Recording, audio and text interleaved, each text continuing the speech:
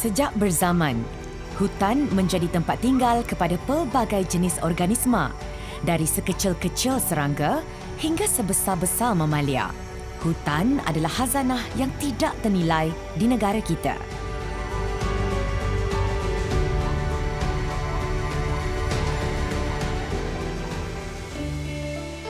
Di Malaysia sahaja, terdapat lebih 25 spesies primat yang terdiri dari 5 kumpulan utama, iaitu kongkang berjumlah 2 spesies, kumpulan kera hantu dan orang-utan masing-masing hanya terdiri daripada 1 spesies, manakala kumpulan ungka dan siamang sebanyak 5 spesies. Selain itu, kera dan beruk berjumlah 3 spesies. Dan kumpulan primat yang paling kurang dikenali adalah lutong yang terdiri daripada 10 spesies.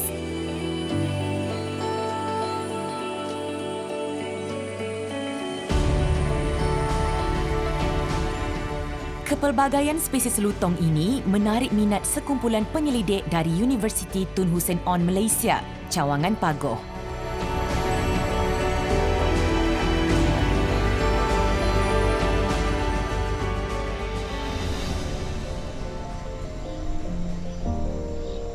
Diketuai oleh Profesor Madya Teknologis Dr. Muhammad Abdul Latif Abu Bakar dari Fakulti Sains Gunaan dan Teknologi selaku Ketua Unit Penyelidikan, Pengurusan dan Pemeliharaan Alam Sekitar atau lebih dikenali sebagai NCOR, bersama kumpulan penyelidik muda mengambil keputusan untuk membuat kajian intensif terhadap spesies lutong ini, terutamanya lotong cenekah.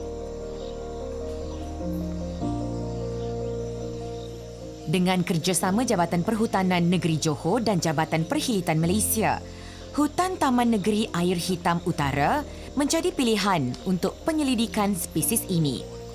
Kajian intensif sebegini dilakukan kerana tiada maklumat lengkap seperti bagaimana kelakuan, makanan, taburan serta jumlah primat ini khususnya di Johor.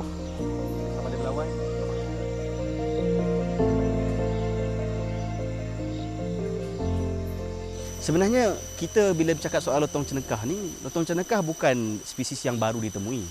Lotong cenekah dah dijelaskan ataupun direkodkan di Semenanjung Malaysia ni bermula sejak tahun 1821 lagi. Dalam catatan Stamford Raffles pada tahun 1821 direkodkan sebagai lotong of the Malays. Dalam catatan bagi saya satu penghargaan lah bila dalam satu rekod dunia yang begitu penting dicatat lotong of the Malay. Dan di dalam rekod ini diteruskan dengan kajian-kajian seterusnya. Banyaklah kajian lanjutan yang dibuat termasuk oleh Schlegel tahun 1876, oleh Miller 1913. Kemudian banyak lagi kajian dan akhirnya apa yang kita ada pada hari ini, satu spesies yang fokusnya di Johor, bukan spesies baru ditemui, spesies yang telah pun dijumpai 200 tahun yang lalu dan masih lagi kurang data dan maklumat yang ada sehingga kan belum sempat kita memahami spesies lotong cenekah ini, mereka telah pun diklasifikasikan sebagai sangat terancam oleh IUCN. Bagi saudara Najmuddin yang fokus kepada kajian kelakuan lutong cenekah Johor, Presbytis femoralis dan pembangunan produk pelancongan berasaskan primat, ini merupakan tahun ketiga beliau dalam pengajian PhD dalam bidang kajian populasi dan taburan primat di Malaysia. Lutong cenekah ni kalau kita biasa jumpa, kumpulannya berada di antara 4 hingga 12 ekor ataupun ada yang grup lagi besar boleh sampai ke 18 ataupun 20 ekor lah. Dan kumpulan tu merangkumi seekor jantan yang alfa yang paling ketua. Dan jantan-jantan yang lain akan terdiri daripada adik-beradik ataupun anak-anak dia lah untuk menjaga betina-betina dalam kawanan tersebut. Bagi spesies lutong, selalunya ia akan berada di atas pokok atau bersifat arboreal dan diet utama mereka adalah pucuk serta buah-buahan muda. Pelbagai jenis kajian perlu dijalankan hari ini. Saudari Hartini, yang pengkhususan utamanya adalah genetik dan DNA pula, mengambil alih tugasan kajian. Sebelum awal 90-an, saintis perlu mengambil sampel darah dan daging dan semestinya tangkapan ke atas haiwan akan dilakukan. Ini juga berisiko menyebabkan kecederaan kepada haiwan. Selepas itu, teknik baru diperkenalkan bagi mengelak sentuhan fizikal. Teknik ini dikenali sebagai teknik bukan invasif yang hanya memerlukan sampel najis, air liur atau bulu bagi meneliti DNA lutong ini. Najis ni merupakan sumber utama kepada sampel DNA lah. Jadi kajian-kajian yang kita perlu menggunakan sampel DNA ni, yang pertama sekali untuk kita tahu taksonomi lah. Taksonomi iaitu kita nak tahu lutong ni daripada spesies apa, dia daripada populasi yang mana, apa kaitan dia dengan primat-primat yang lain. Selain itu, data DNA dari hasil persampelan ini juga penting direkodkan bagi menambah maklumat terutamanya kepada forensik DNA. Jom, kita cari lagi. Selalunya macam pasukan kami, kita akan berada di lapangan mungkin dalam 5 hingga 6 hari berdasarkan maklumat yang kita terima ataupun kawasan-kawasan yang ingin kita tinjau lah. Jadi kita akan pergi bersama, saya selalunya akan bawa pasukan-pasukan saya lah, semua pelajar saya dalam 8-10 orang. Kita akan pergi sekali, kita akan masuk dan kita akan buat tinjauan. Kalau macam yang buat kelakuan akan buat pemerhatian. Kalau yang buat kajian pemakanan akan tengok pokok apa yang dia makan, kutip sampel daun, sampel buah. Yang buat kajian DNA macam Hartini, dia akan cuba cari najis-najis haiwan, dia akan cuba dapatkan sampel untuk dibawa balik ke makmal. Jadi bila sampai ke makmal, barulah dia akan buat analisis selanjutnya.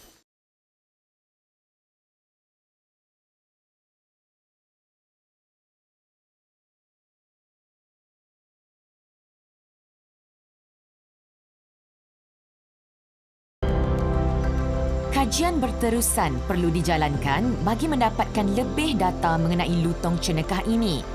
Kali ini, Hutan Simpan Maukil Johor Utara menjadi pilihan para pengkaji. Kajian yang awal, yang pertama di Malaysia dijalankan oleh Profesor Dr. Badrul Munir Mat Zain daripada Universiti Kebangsaan Malaysia, yang mana beliau merupakan orang pertama yang membuat kajian terhadap lutong cenekah ni, yang kemudian disambung oleh pelajar-pelajar beliau, termasuklah saya sendiri. Tetapi maklumat yang ada pada ketika itu adalah maklumat yang agak asas, sebab kita ada 25 spesies dan kita cuma ada seorang pakar di Malaysia ketika itu yang boleh buat pelbagai jenis kajian. Jadi sudah tentu lutong cenekah di Johor ni kurang mendapat sambutan sedikit. Jadi bermula sejak 2015 kita mulakan kajian yang intensif sehingga hari ini kajian tu masih lagi berterusan dan berlanjutan lah, daripada semua pelajar-pelajar saya dan juga rakan-rakan pendidikan saya sama ada di UTHM ataupun di universiti luar. Dan setakat hari ini, alhamdulillah kita dah berjaya untuk mengenal pasti kelakuan harian mereka. Dari pagi dia bangun, kemudian dia akan makan, dia akan berehat selama berapa jam, dia ada kelakuan yang ganas, aggressive behavior, dia ada kelakuan pemakanan yang unik, berbeza dengan lotong yang lain. Dan kita juga berjaya mengenal pasti lebih daripada 30 spesies pokok yang dimakan. Kerana memang kedengaran itu agak asas, tetapi kita kena faham untuk kajian terhadap lotong ni, tak kisah lotong cenekah, lotong celak, lotong penatat ataupun lotong merah di Sabah Sarawak, bukan mudah sebab lotong cenekah ni dia tak sama seperti kera dengan beruk. Dia sangat pemalu. Dia sangat-sangat pemalu. Bila kita datang dekat, dia akan cepat rasa terancam dan dia akan lari. Jadi kajian di lapangan untuk lotong cenekah ni, untuk kita dapatkan maklumat tu bukan mudah. Tetapi satu prinsip yang kita amalkan adalah kita terus bergerak. Kita tak berhenti, kita terus bergerak dan alhamdulillah daripada 2015 sehingga hari ini kita dah kenal pasti beberapa lokasi-lokasi taburan lotong cenekah yang ada di Johor, terutamanya di kawasan-kawasan hutan simpan, di kawasan taman negara dan juga di kawasan di luar taman negara dan hutan simpan, iaitu di pinggir-pinggir hutan di kawasan kampung lah. Berdasarkan rekod, negeri Johor diliputi 21% kawasan hutan dan 17% atau 335,000 hektar diwartakan sebagai hutan simpan kekal di bawah Akta Perhutanan Negara, atau bagi negeri Johor ia disebut Enakmen Perhutanan Negara 1988. Jabatan Hutan telah merancang ataupun sedang usaha lah. Pertama sekali kita cuba mengekalkan kawasan hutan kekal yang sedia ada. Saya ada maklum tadi, sehingga kini kita mempunyai lebih kurang 330,000 hektar. 330,000 hektar kawasan diwartakan sebagai hutan simpan kekal. Dan kita rasa memang ada keperluan untuk meningkatkan keluasan kawasan hutan simpan kekal ini. Itu selaras dengan komitmen negara Malaysia di peringkat antarabangsa bahawa Malaysia akan mengekalkan sekurang-kurangnya 50% pada tanah negara ini diliputi oleh hutan dan juga pokok-pokok. Jadi kita tengok tadi kawasan untuk di Johor ni, kawasan liputan hutan lebih kurang 24%, hutan perkekal 70%. Jadi memang ada keperluan untuk kita meningkatkan. Dan kita pun, jabatan pun telah mengendapasi beberapa kawasan untuk kita cadangkan kepada kerajaan negeri untuk diwatakan sebagai hutan kekal. Dan proses telah berlaku, insya-Allah kita akan cuba tingkatkan sehingga sekiranya boleh sehingga 25% atau separuh daripada matlamat ditetapkan oleh peringkat kerajaan Malaysia Persekutuan. Hidayah Haris juga calon PhD dalam bidang biodiversiti dan konservasi. Penyelidikan semasa beliau memfokuskan kepada genom lanskap mamalia besar di Malaysia. Minatnya pada pembelajaran bukan sahaja berkaitan dengan biologi molekul, tetapi termasuk primatologi yang memberi tumpuan kepada ekologi pemakanan dan analisis fitokimia diet mereka.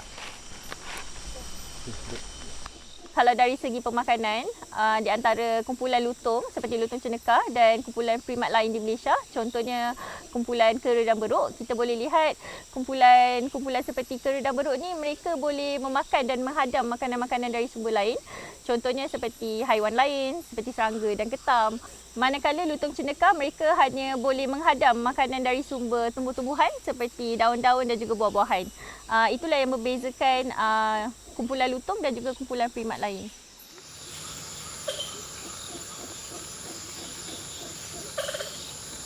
Kita di UiTM ni kita mengamalkan satu konsep yang bagi saya sangat berkesan pada waktu ini, iaitu kita mengamalkan penyelidikan bersifat multidisiplin. Maksudnya bukan saya seorang. Sebab saya tahu saya tak mampu. Kita ada satu Johor kita nak cover ataupun kita nak teroka, kita dengan 8-10 orang pelajar kita tak mampu. Dan kita perlukan kepakaran yang pelbagai. Sebab tu di UiTM kita ada satu kumpulan penyelidikan yang dipanggil sebagai unit penyelidikan, pengurusan dan pemuliharaan alam sekitar ataupun ANCOR. Yang mana di bawah unit ini kita ada pelbagai kepakaran. Kita ada kepakaran geometrik, pemetaan, kita ada kepakaran biostatistik, kita ada ekologi, kelestarian ekosistem. Jadi kita gambling ke semua kepakaran yang kita ada ini untuk membuat kajian terhadap lutung cenekah ni. Dan kita juga ada konsortium yang kita buat kerjasama dengan universiti-universiti lain, iaitu bersama dengan Universiti Kebangsaan Malaysia, bersama dengan SIFU saya lah, Profesor Dr. Badrul Munir, bersama dengan rakan-rakan di UMS, Dr. Aifat, di Unimas, Dr. Ridwan. Kita kumpulkan sebab untuk jalankan penyelidikan berkenaan dengan lutung cenekah ni, kita tak boleh bersendirian. Kita bukan hendak menjadi seperti seorang wira, sayalah wira cenekah, tidak. Kita perlu bersama, kita perlu bekerja serentak dan juga berpandukan matlamat yang jelas. Isu konservasi hidupan liar bukan perjuangan kerajaan, universiti, NGO atau individu semata-mata. Ia merupakan satu isu nasional yang melibatkan pemeliharaan warisan semula jadi yang sangat bernilai. Jika semua pihak ikhlas untuk memelihara hidupan liar, tidak timbul isu ia perlu dilakukan oleh agensi kerajaan, universiti atau individu sahaja.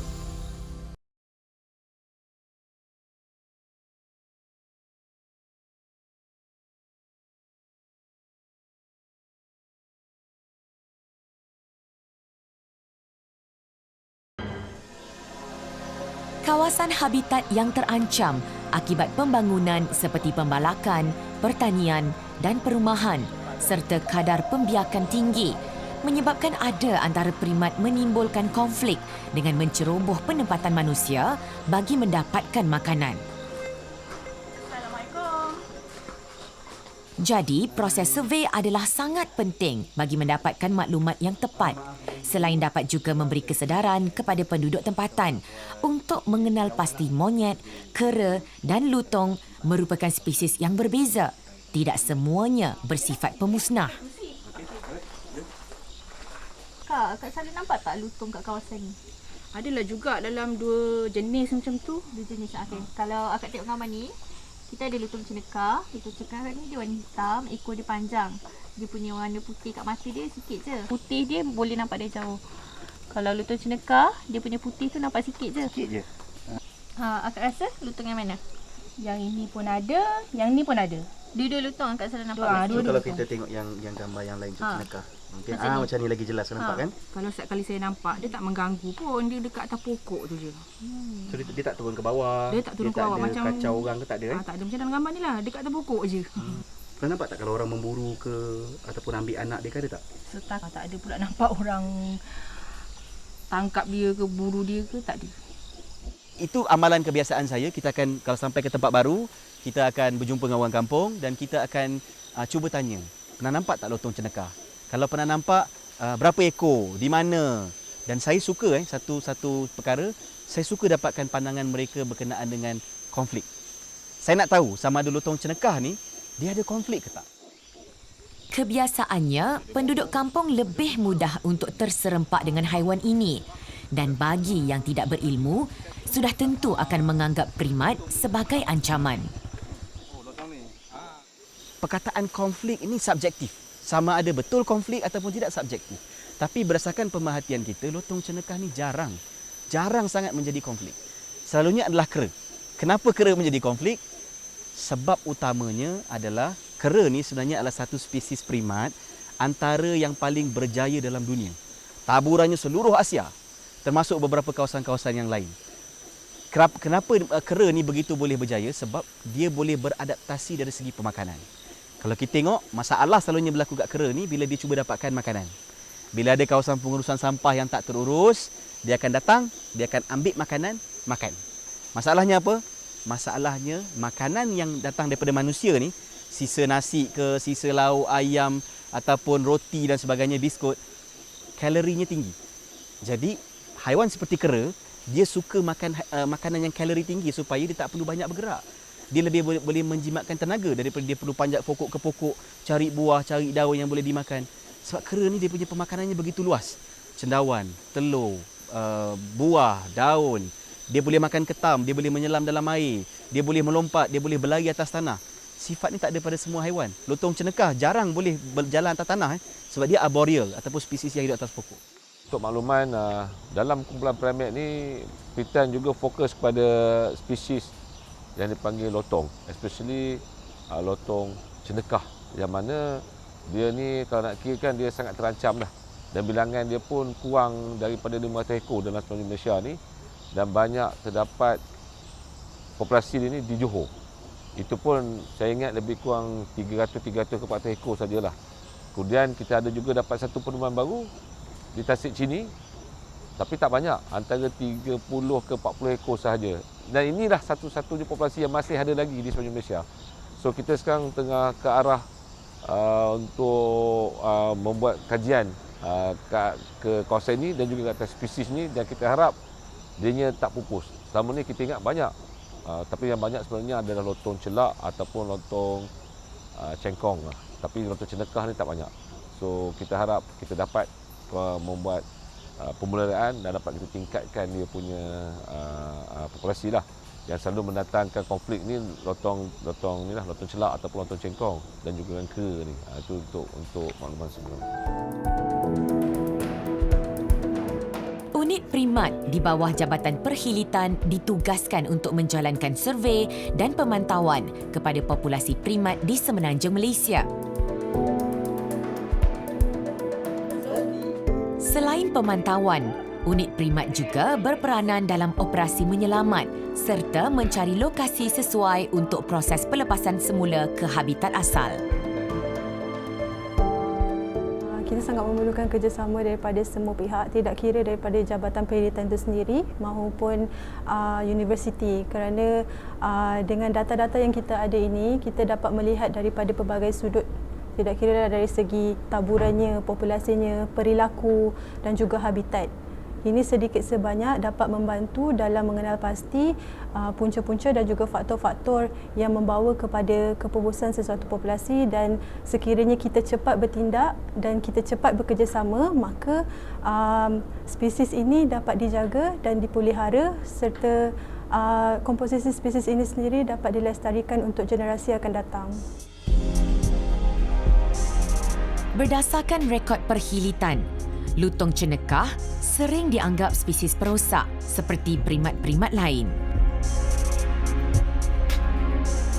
Namun hanya 149 aduan sahaja diterima dalam tempoh 6 tahun. Kesimpulannya, cenekah bukanlah spesies perosak berbanding kera dan beruk yang merekodkan lebih banyak aduan sepanjang tahun.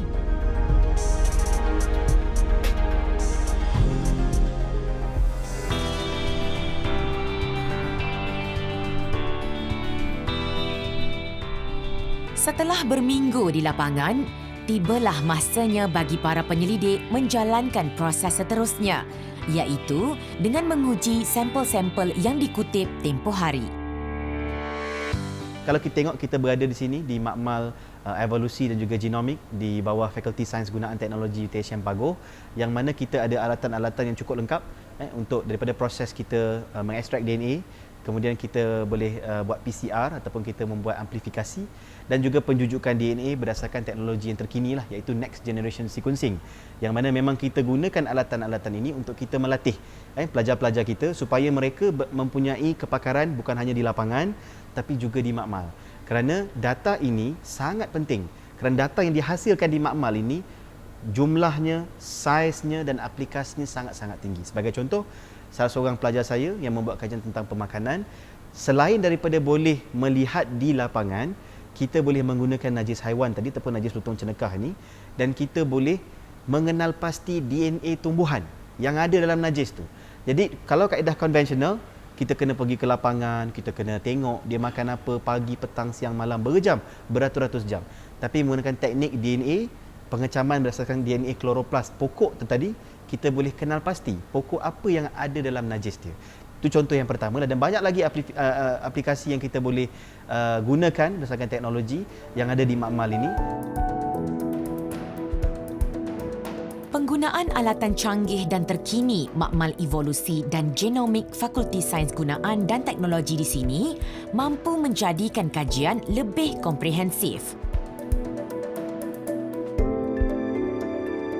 Kajian DNA dan genom lebih mudah dijalankan dan hasilnya lebih tepat. Para pengkaji kini berupaya menerbitkan makalah dan jurnal dalam masa yang singkat. Besarlah harapan saya untuk kita semua, tak kisahlah penyelidik, agensi, masyarakat, untuk sama-sama kita memberikan satu fokus ataupun usaha bersama untuk kita memelihara spesies lotong cenekah ini, termasuk juga spesies-spesies primat ataupun hidupan liar yang lain, yang mana mereka berada dalam keadaan yang terancam ataupun sangat terancam. Kita perlu mengakui bahawa spesies hidupan liar ini mempunyai fungsi, mereka berharga, mereka merupakan warisan negara. Itulah yang boleh kita wariskan kepada anak cucu kita, dan kita harus pastikan bermula hari ini kita bersama-sama selangkah bersama dengan satu matlamat yang jelas untuk memelihara spesies hidupan liar ini dan memastikan spesies ini boleh terus hidup dalam habitat mereka tanpa gangguan dan ancaman.